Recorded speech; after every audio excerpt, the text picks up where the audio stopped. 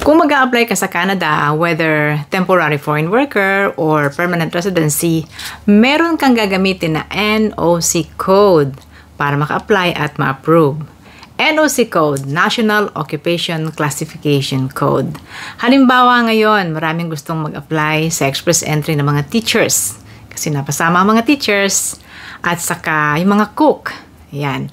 Or kung mag-a-apply ka man sa bagong bubuksan na home care worker immigration pilot, alam nyo na ba ang NOC code ninyo? Kung hindi pa, panoorin ang video ito. Kaya stay tuned, guys! So, hello and welcome back. Si Ate Manchi po muli ito. And again, today another topic about Canada. Kung gusto nyo ang ganitong mga paksa, guys, I invite you to subscribe to my channel. At thank you po sa mga subscriber na ng Manchi's Philcan Life. Pwede rin ninyo akong i-follow sa aking Facebook page na the same name, the same title, Manchi's Philcan Life din po sa FB. And you can join and be a member of this channel. Salamat po sa ating mga channel members. Thank you kay Nanette Lapira, kay Thriving Mom Advisor, Marlu Kwasay, kay Nani Maria Amaya, Marilyn Macalintal Calderon, kay Jennifer Palanas, Josefina Ferruelo, kay Jesseline Ochoa, Johnson Pangilinan, Corazon Binene, kay Joy Gabriel Channel X, Marjo Jumento, kay Nympha and Marciano. Salamat po sa inyong support sa aking channel. Thank you! And now, let's go right away sa ating topic. Ang NOC code na kailangan sa pag nag-a-apply sa Canada at kailangan mo talaga. Ayun. Tatlo lang po ang subtopic natin. 1, ano ang NOC code? Number 2, bakit mahalaga ito sa inyong pag-a-apply? And number 3, ano ang NOC code mo? Ayan. Okay, let's start with ano ang NOC. Nabanggit ko na kanina, guys. National Occupation Classification Code. NOC. Yan. At makikita ninyo po yan sa ang website nila. Sa ilalim po ng tanggapan ng ESDC, ang Employment and Social Development Canada. At nakasulat dyan, NOC Canada. O kahit i-type lang ninyo na NOC, NOC. Yan. Makikita ninyo po ang link ng NOC. Lahat po ng trabaho sa Canada ay may NOC code. Kasi identified ang lahat ng trabaho dito sa Canada. NOC of 2021 po ang revised version. So, ang NOC code po ay 5 digits na numbers. All numbers, numerics. Ang NOC reference nyo, guys, kung saan nyo makikita ang nature ng inyong trabaho o yung job description ng inyong trabaho sa Canada. Ang NOC, guys, ay nilagyan na rin po nila ng tier category. TEER. Training, Education, Experience, and Responsibilities. Alam mo na ba kung ano ang tier level mo? Bilang teacher, bilang cook, bilang caregiver, at iba pa. Yun. So, malalaman ninyo kung ano ang tier ninyo at kung paano makikita ang inyong tier mula dun sa NOC code. Ayun. Ang mga trabaho po sa Canada ay hinati-hati into 6 different tier level. At yung tier 0, ang pinakamataas. Tier 0, Tier 1, Tier 2, Tier 3, Tier 4, and Tier 5. Okay. Ang Tier 0 po ay yung mga management positions. Ang Tier 1 ay occupations that usually require a university degree. Yung mga tapos na mga bachelor's degree. Financial advisor, software engineer, at iba pang klase po ng bachelor na kursong tinapos at yung trabahong kaugnay nito. Tier 2 ay mga occupations that usually require college diploma, apprenticeship training, or for 2 or more years, or supervisory occupations. So yung mga, sabi nila ay supervisor po ng food service. That's Tier 2. Yeah. Tier 3, occupations that usually require college diploma, apprenticeship training, of less than 2 years or more than 6 months of on-the-job training. Yung mga bakers, mga dental assistant, dental laboratory assistant, yung mga ganun. That's Tier 3. Ngayon, yung Tier 4, ito po yung occupations that usually require high school diploma or several weeks of on-the-job training. Katulad ng mga home care workers. So, alam nyo na kung anong tier ninyo, ano? Home care and child care providers, retail, salesperson, and visual merchandisers. And ang tier 5, the last tier, occupations that usually need short-term work demonstration and no formal education needed. Landscaping, maintenance, laborers, delivery services, mga driver of door-to-door distributors, mga ganon, ano po, yon. So, yun yung tier category na malalaman ninyo sa ilalim po ng NOC. Ang NOC code, guys, ay merong 5 digits. Okay? Bawat digits na yan ay importante at coded siya. Ang first digit, guys, ay nagre-represent ng kanyang occupational category, yung kanyang buong grupo. Ano po? Second digit is what? Is your tier. Yan ang tier number ninyo. So, kung gano'n, madali pa lang makita kung ano ang tier number ninyo. Just look at the second digits ng inyong NOC code. Ngayon, bakit mahalaga ang NOC code kung mag-a-apply ka sa Canada? Sapagkat, kailangang ma-identify mo kung anong iyong occupation na dadalahin at papasukan sa Canada. Halimbawa, nag-apply ka ng express entry, wala naman ako ating in-applyan na job kasi express entry. But, as an applicant na express entry, dapat na-identify kung ano ang iyong occupation.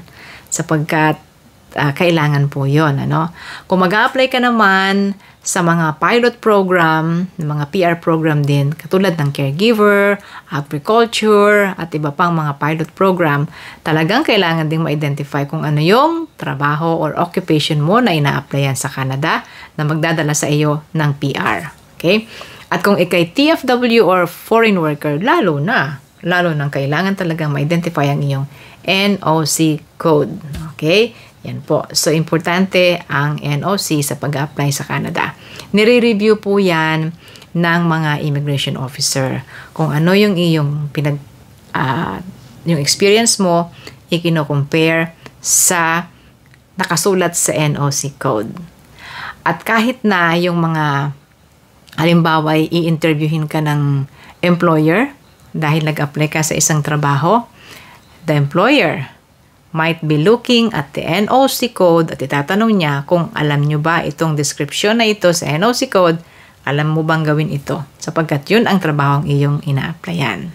That's why very important po ang NOC code. Ano-ano pa po ang laman ng NOC? Nagsasaad po ito ng mga sumusunod. Una muna, the 5 digits code. Number 2, siya nagsasaad po ng inyong job description, nakasulat po doon.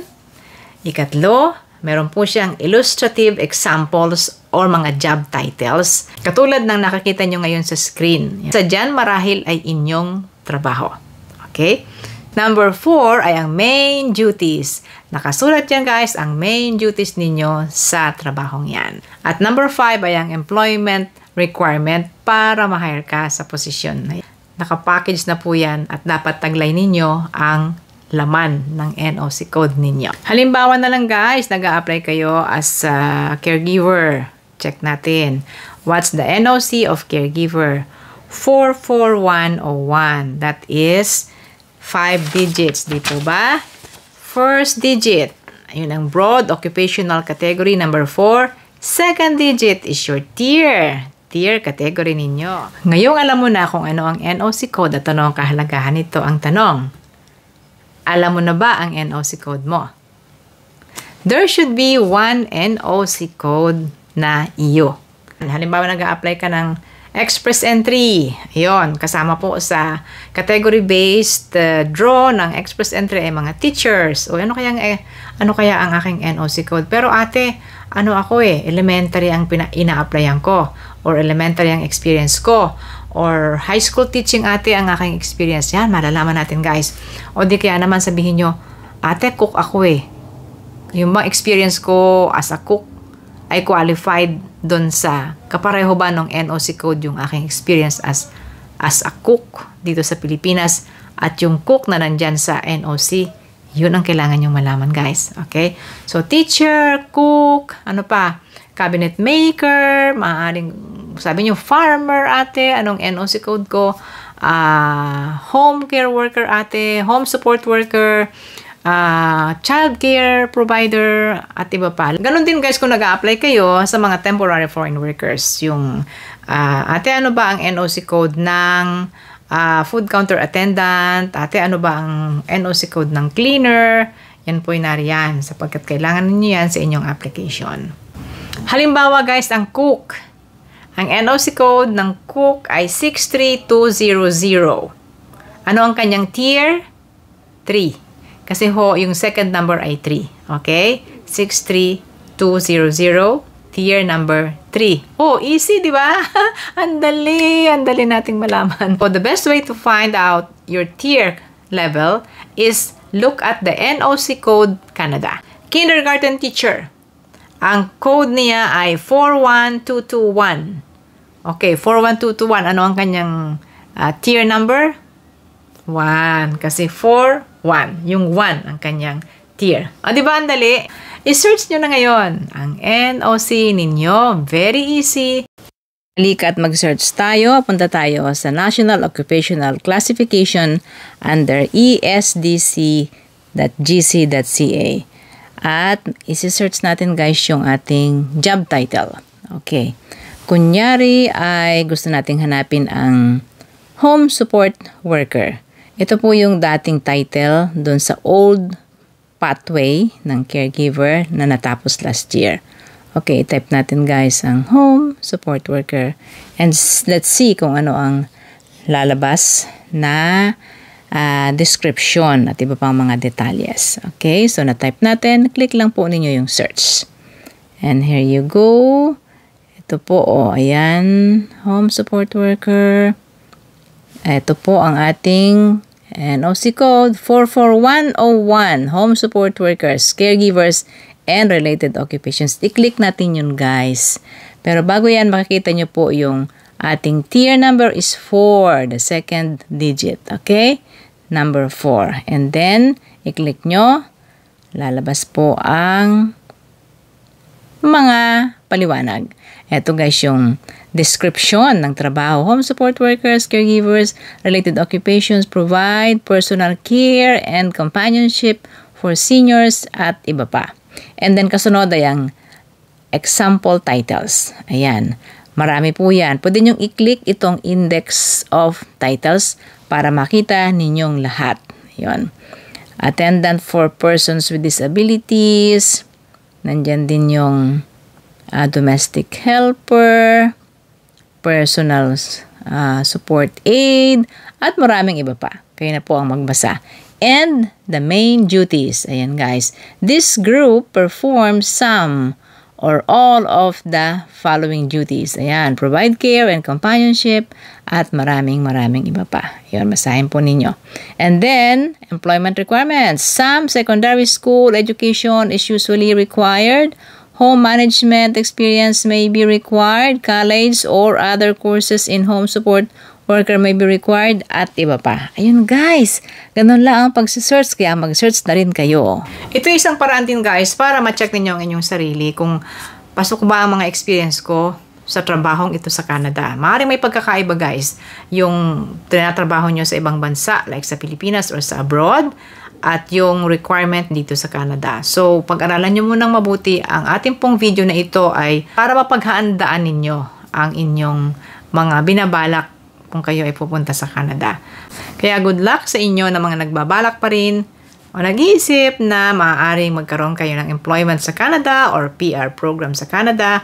Ang lahat po ng yan ay nasa inyong mga preparasyon at ang pag-search ng NOC is one thing. Don't forget to subscribe to my channel. Pwede rin kayo mag-follow sa aking Facebook page na Menches Philican Life. You can join and be a member of this channel. Thank you kay Nanette Lapira, kay Thriving Mom Advisor, Marlu Kwasay, kay Nani Maria Amaya, Marilyn Macalintal Calderon, kay Jennifer Palanas, Josefina Ferruelo, kay Jesseline Ochoa, Johnson Pangilinan, Corazon Binene, kay Joy Gabriel Channel X, Marjo Jumento, kay Nympha and Marciano. Salamat po sa inyong support sa aking channel. Thank you everybody sa inyong panonood. Hanggang sa susunod na video. Sa Ate Menchi po ito from Toronto, Canada. Bye! Thank you!